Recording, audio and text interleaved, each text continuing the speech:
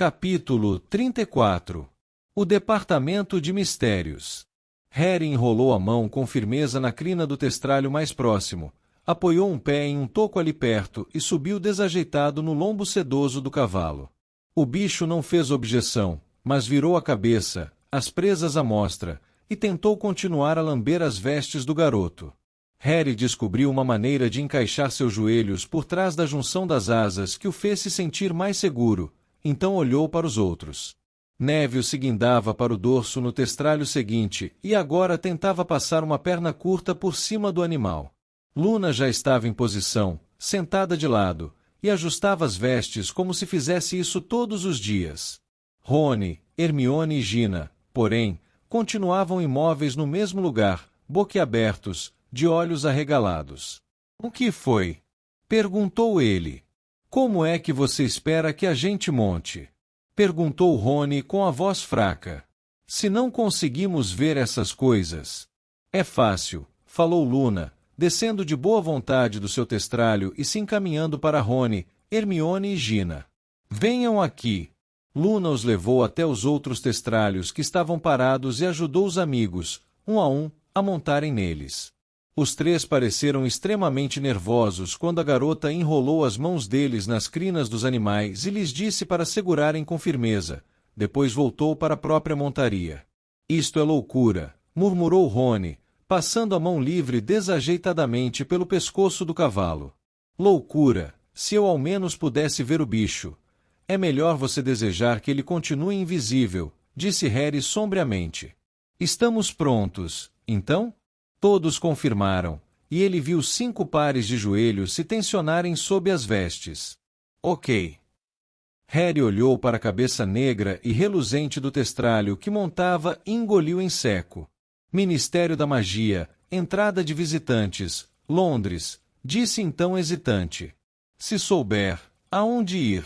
Por um momento o testralho de Harry não reagiu, então, com um movimento amplo que quase o desmontou, abriu as asas, encolheu-se lentamente, e em seguida subiu como um foguete, tão rápido e tão abruptamente que Harry teve de apertar as pernas e os braços em torno dele, para evitar escorregar por suas ancas ossudas. O garoto fechou os olhos e apertou o rosto contra a crina sedosa do cavalo ao romperem pelos ramos mais altos das árvores e saírem voando em direção ao poente vermelho sangue. Harry achou que nunca se deslocou com tanta rapidez. O testralho passou veloz sobre o castelo, suas grandes asas mal se movendo, o ar frio fustigava o rosto dele, os olhos apertados contra o vento. O garoto olhou para os lados e viu seus 5 companheiros acompanhando, cada qual mais achatado possível sobre o pescoço do testralho para se proteger do turbilhão de ar produzido pelo bicho. Sobrevoaram os terrenos de Hogwarts, passaram por Hogsmeade. Harry viu montanhas e vales profundos no solo. Quando a luz do dia começou a desaparecer, Harry viu surgirem pequenas coleções de luzes à medida que passavam sobre outras tantas cidadezinhas, depois uma estrada tortuosa em que um único carro subia com esforço as montanhas a caminho de casa. Que coisa bizarra! Harry ouviu Rony berrar indistintamente de algum ponto às suas costas, e ficou imaginando como a pessoa devia se sentir voando em tal velocidade, a tal altura, sem meios visíveis de sustentação. O crepúsculo caiu, o céu foi mudando para um arroxeado melancólico pontilhado de minúsculas estrelas prateadas, e não tardou que apenas as luzes das cidades trouxas indicassem a distância a que se encontravam do chão, ou a velocidade a que estavam viajando.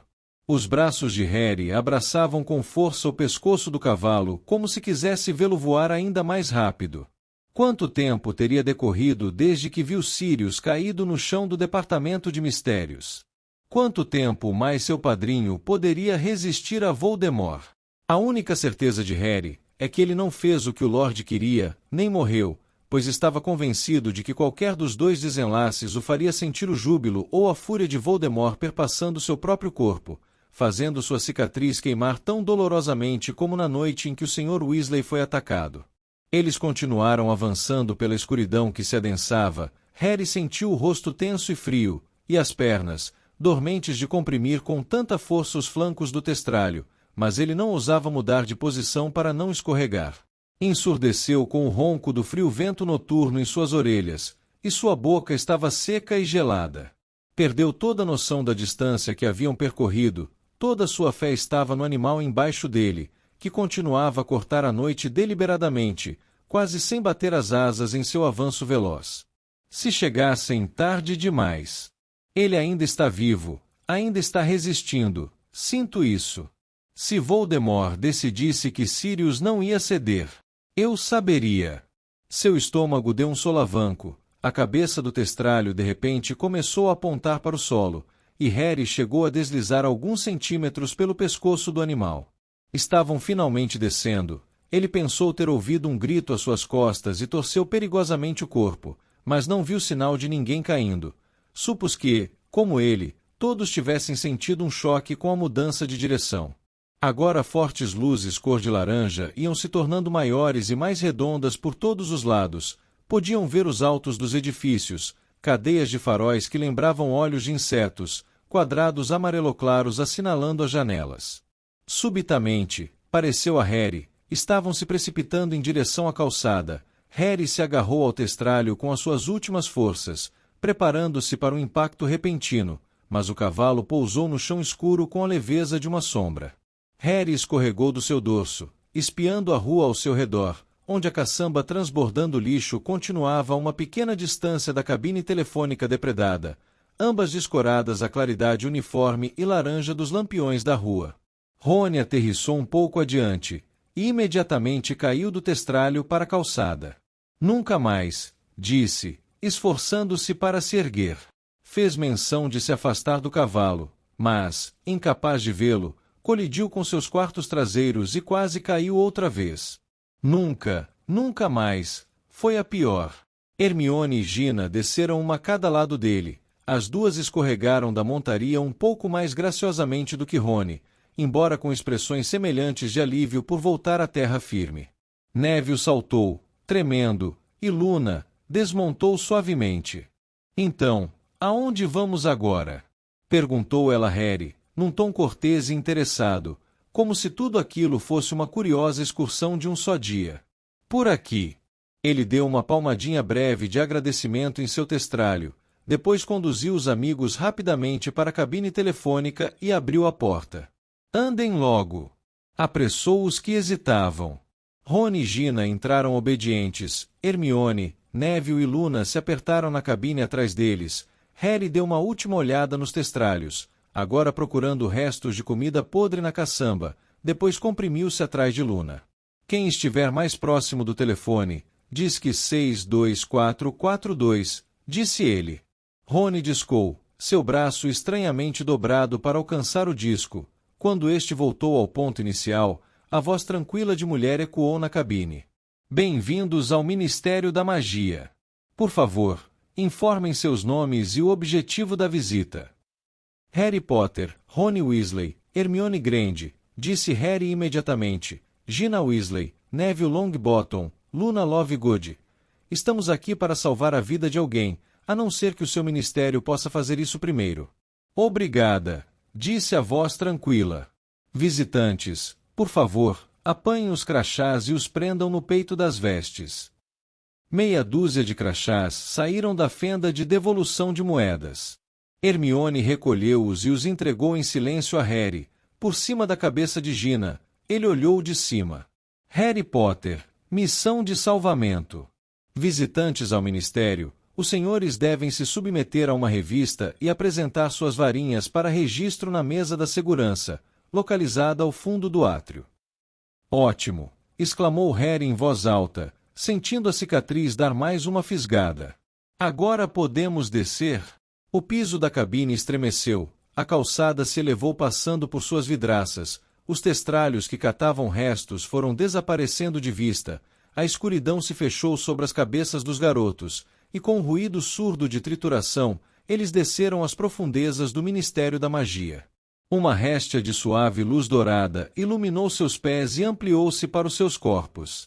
Harry dobrou os joelhos e empunhou sua varinha da melhor maneira que pôde, em condições tão exíguas, espiando pelo vidro a ver se alguém os esperava no átrio, mas o local parecia completamente deserto.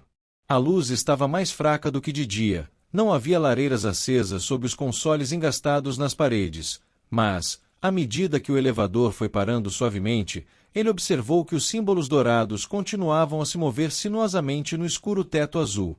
O Ministério da Magia deseja aos senhores uma noite agradável, disse a voz de mulher.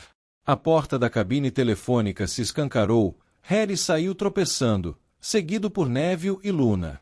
O único som no átrio era a torrente contínua de água na fonte dourada, que jorrava das varinhas da bruxa e do bruxo, da ponta da flecha do centauro, do gorro do duende e das orelhas dos elfos domésticos para o tanque ao redor. Vamos, disse Harry baixinho, e os 6 saíram correndo pelo saguão, Harry à frente, passaram pela fonte e se dirigiram à mesa onde o bruxo vigia, que pesou a varinha de Harry, se sentava, e que agora estava deserta. Harry tinha certeza de que devia haver um segurança ali, certamente sua ausência era um mau sinal, e seu pressentimento se intensificou quando cruzaram os portões dourados para o elevador. Ele apertou o botão de descida mais próximo e um elevador apareceu com enorme ruído. Quase imediatamente, as grades douradas se abriram produzindo um grande eco metálico, e eles embarcaram depressa. Harry apertou o botão de número 9, as grades se fecharam com estrépito e o elevador começou a descer, balançando com um grande ruído. Harry não percebeu como esses elevadores eram barulhentos no dia em que veio com o Sr. Weasley. Tinha certeza de que despertariam cada segurança no edifício. Porém, quando o elevador parou, a voz tranquila de mulher anunciou: Departamento de Mistérios, e as grades se abriram. Eles saíram para o corredor onde nada se movia, exceto as chamas dos archotes mais próximos, bruxuleando na corrente de ar produzida pelo elevador. Harry se virou para a porta preta e simples. Depois de sonhar meses com essa imagem, ele finalmente estava ali. Vamos, sussurrou, e saiu à frente pelo corredor, Luna logo atrás, olhando para tudo com a boca ligeiramente aberta. Ok, ouçam, disse Harry, parando outra vez a menos de 2 metros da porta. Talvez umas 2 pessoas devessem ficar aqui para vigiar e... E como é que vamos avisar se tiver alguma coisa vindo? Perguntou Gina, as sobrancelhas erguidas. Você poderia estar a quilômetros de distância. Vamos com você, Harry, disse Neville. Vamos logo, disse Rony com firmeza. Harry continuava a não querer levar todos, mas parecia que não tinha escolha. Virou-se então para a porta e prosseguiu. Exatamente como fez em sonho, a porta se abriu e ele cruzou o portal à frente dos outros. Estavam em uma grande sala circular. Tudo ali era preto, inclusive o piso e o teto. A intervalos, havia portas pretas idênticas, sem letreiros, nem maçanetas, separadas por candelabros de chamas azuis. A toda a volta das paredes, a claridade fria e tremeluzente refletida no piso de mármore polido dava a impressão de que havia água escura no chão. Alguém fecha a porta, murmurou Harry. Ele se arrependeu de ter dado a ordem no momento em que Neville a obedeceu. Sem a longa réstia de luz que vinha do corredor iluminado pelos archotes, a sala se tornou tão escura que por um instante, as únicas coisas que os garotos conseguiam ver eram os candelabros de chamas trêmulas e azuladas nas paredes, e seu reflexo fantasmagórico no chão. Em seu sonho, Harry sempre atravessava esta sala, decidido, em direção à porta imediatamente oposta à entrada, e continuava a andar. Mas havia umas 12 portas ali. Enquanto estava olhando para as portas defronte, tentando resolver qual seria certa, ouviu-se um ribombar prolongado e as velas começaram a se deslocar para o lado. A sala circular estava girando. Hermione agarrou o braço de Harry como se temesse que o chão fosse mexer também, mas isto não aconteceu. Durante alguns segundos, as chamas azuis ao redor deles ficaram borradas, lembrando linhas de neon, à medida que a parede ganhou velocidade. Então, com a mesma brusquidão com que o movimento começou, o ronco parou e tudo se imobilizou outra vez. As retinas de Harry tinham riscos azuis gravados nelas. Era só o que o garoto conseguia ver. Que foi isso? Sussurrou Rony cheio de medo. Acho que foi para nos impedir de saber por que porta entramos, disse Gina com a voz abafada. Harry percebeu na hora que a amiga tinha razão. Identificar a porta de saída seria tão difícil quanto localizar uma formiga naquele piso muito negro, e a porta pela qual deviam prosseguir Podia ser qualquer uma das 12 que o cercavam. Como é que vamos sair na volta? Perguntou Neville pouco à vontade.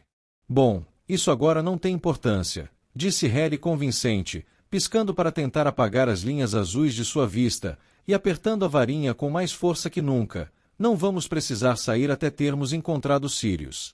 Mas não comece a chamar por ele, disse Hermione em tom urgente, mas Harry nunca precisou menos de tal conselho. Seu instinto era fazer o mínimo de barulho possível. Aonde vamos então, Harry?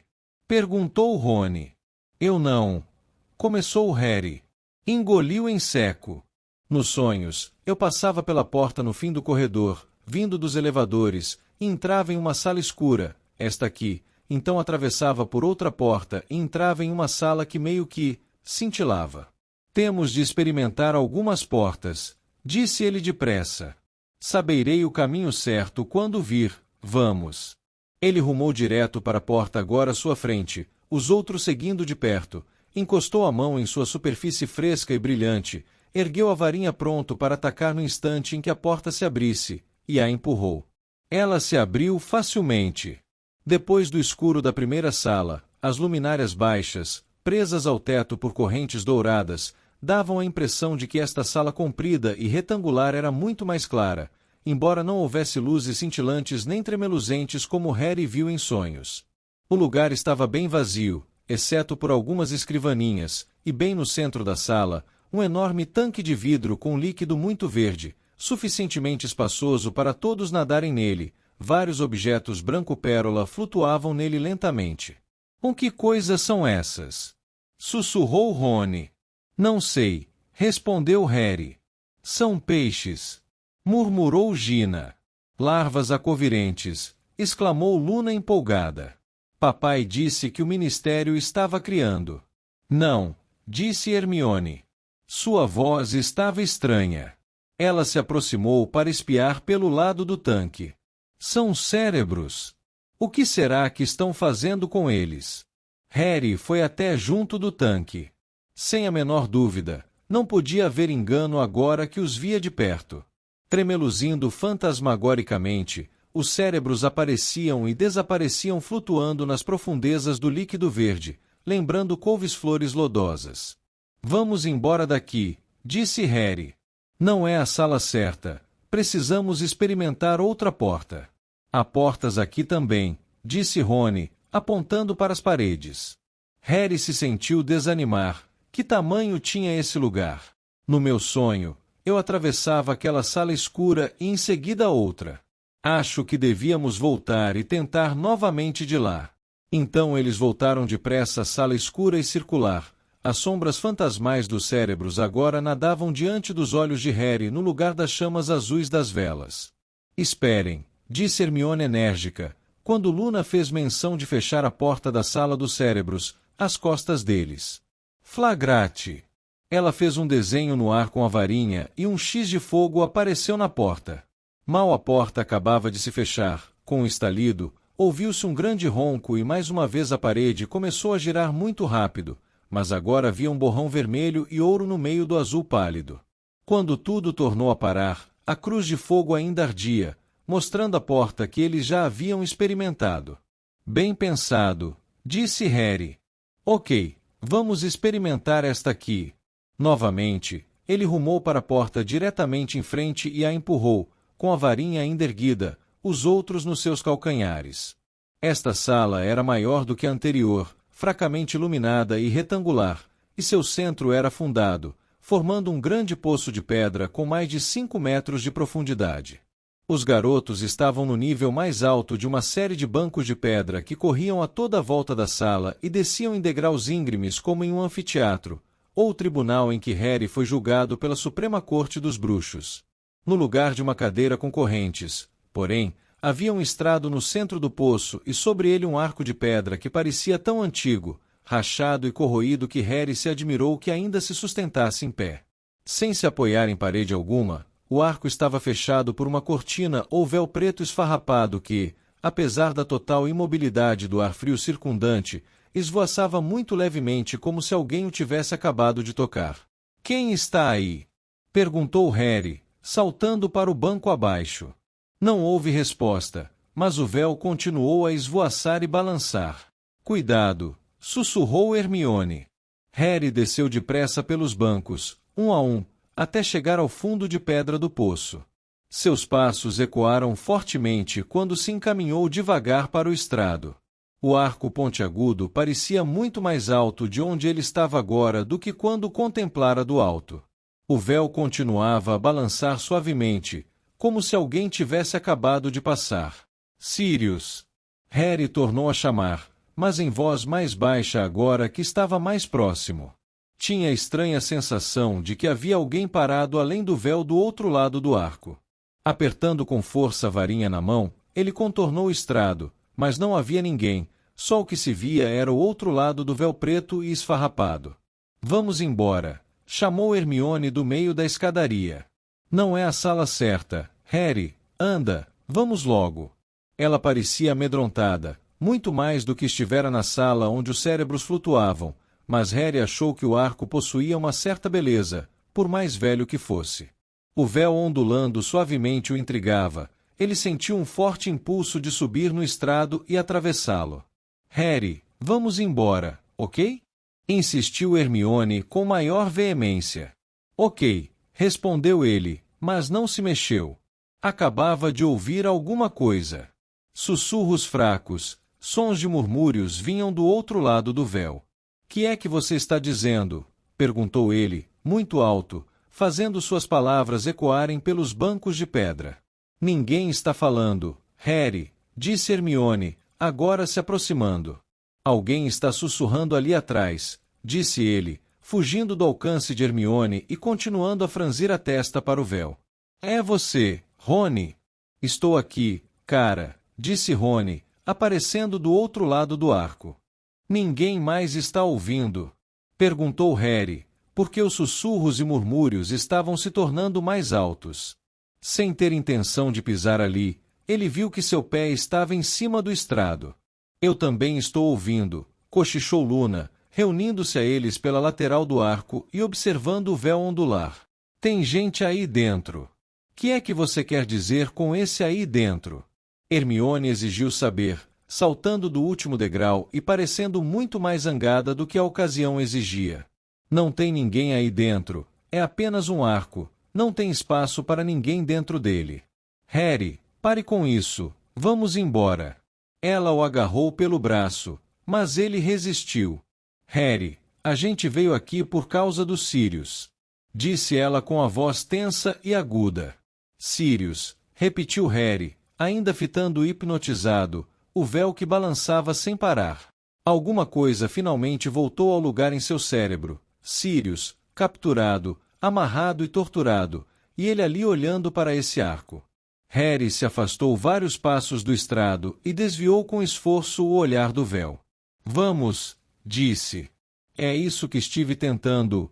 Bom, vamos, então. Falou Hermione, e saiu à frente, contornando o estrado.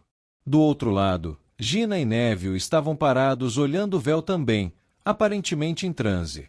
Sem falar, Hermione segurou o braço de Gina, e Rony o de Neville, e eles conduziram os amigos com firmeza ao primeiro banco de pedra e subiram em direção à porta. Que é que você acha que aquele arco era? Perguntou Harry a Hermione, quando chegaram à sala circular e escura. Não sei, mas, fosse o que fosse, era perigoso, afirmou ela, marcando a porta com uma cruz de fogo. Mais uma vez, a parede girou e parou. Harry se dirigiu a mais uma porta ao acaso e a empurrou. Ela não cedeu. O que foi? Perguntou Hermione. Está trancada, disse Harry, jogando peso contra a porta, mas ela não se moveu. Então é essa, não é? Disse Rony empolgado, juntando-se a Harry na tentativa de forçar a porta a abrir. Tem de ser. Saiam da frente, mandou Hermione. Ela apontou a varinha para o lugar normal da fechadura em uma porta comum e disse, Aloromora. Nada aconteceu. O canivete de Sirius, lembrou Harry. Ele o tirou do bolso interno das vestes e inseriu na fresta entre a porta e a parede. Os outros o observaram ansiosos, deslizar o canivete de alto a baixo, retirá-lo e, então, tornara a empurrar o ombro contra a porta.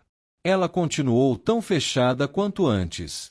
E mais ainda, quando Harry olhou para o canivete, viu que a lâmina derreteu. Certo, vamos sair dessa sala, disse Hermione decidida. Mas e se for a tal? Perguntou Rony, olhando ao mesmo tempo com apreensão e desejo. Não pode ser, Harry passou por todas as portas em sonho, disse Hermione, marcando a porta com outra cruz de fogo enquanto Harry repunha no bolso o canivete inutilizado do padrinho. Você sabe o que poderia haver aí dentro? Perguntou Luna ansiosa, quando a parede recomeçou a girar mais uma vez. Alguma coisa estridulosa, com certeza, disse Hermione baixinho, e Neville soltou uma risadinha nervosa. A parede foi parando, e Harry, com uma sensação de crescente desespero, empurrou a porta seguinte. É essa! Reconheceu-a imediatamente pelas belas luzes que dançavam e cintilavam como diamantes.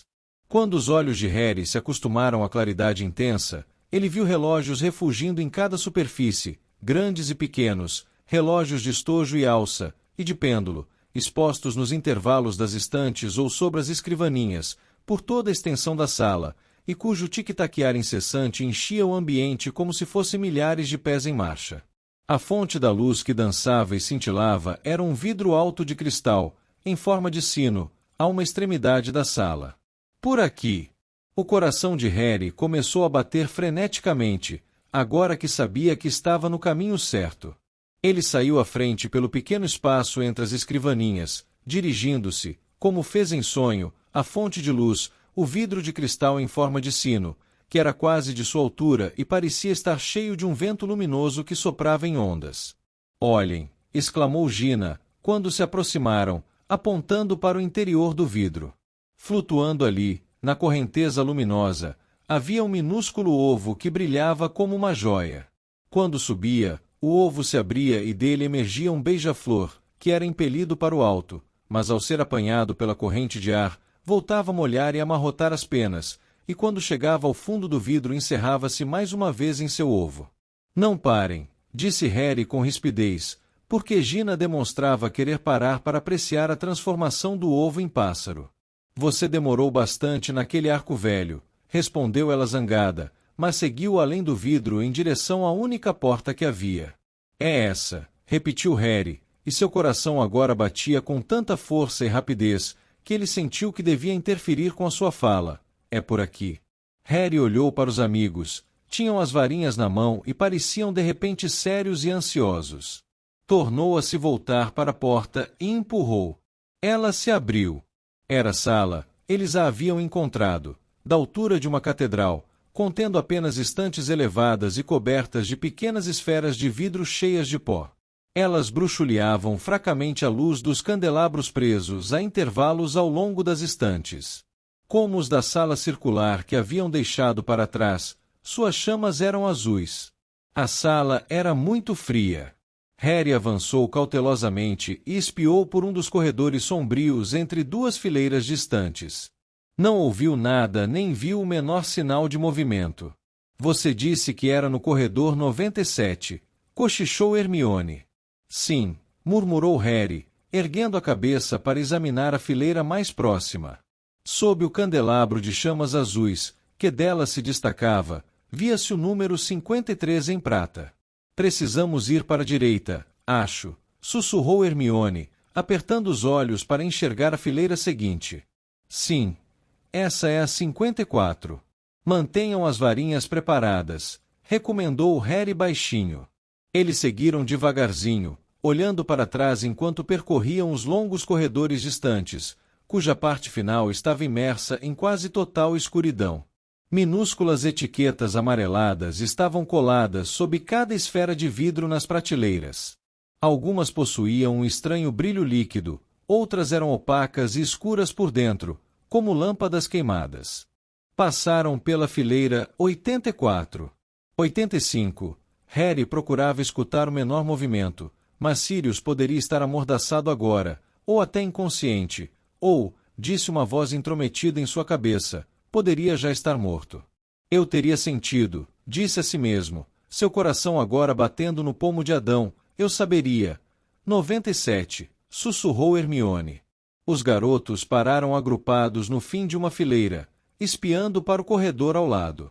Não havia ninguém ali. Ele está bem no final, disse Harry, cuja boca ficou ligeiramente seca. Não se consegue ver direito daqui.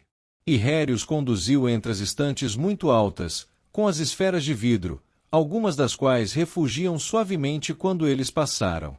Ele deve estar perto, sussurrou Harry, convencido de que cada passo iria trazer a visão de Sirius em farrapos no chão escuro. Em algum lugar por aqui, muito perto. Harry, disse Hermione hesitante, mas ele não quis responder. Sua boca estava muito seca. Em algum lugar por aqui. Haviam chegado ao fim do corredor e saíram para a claridade fraca das velas. Não havia ninguém ali, tudo era um silêncio ressonante e empoeirado. Ele poderia estar, sussurrou Harry, rouco, espiando para o próximo corredor. Ou talvez, e correu a olhar o corredor além. Harry, tornou a chamar Hermione. Que? Vociferou ele. Eu acho que Sirius não está aqui. Ninguém falou. Harry não quis olhar para ninguém. Sentiu-se nauseado. Não entendia por que Sirius não estava ali. Tinha de estar. Foi ali que ele, Harry, o viu.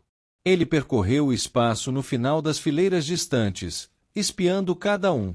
Um corredor após outro passou pelos seus olhos, vazios. Correu no sentido oposto, e tornou a passar pelos companheiros que o observavam. Não havia sinal de Sirius em parte alguma, nem qualquer vestígio de luta. Harry chamou Rony. Que?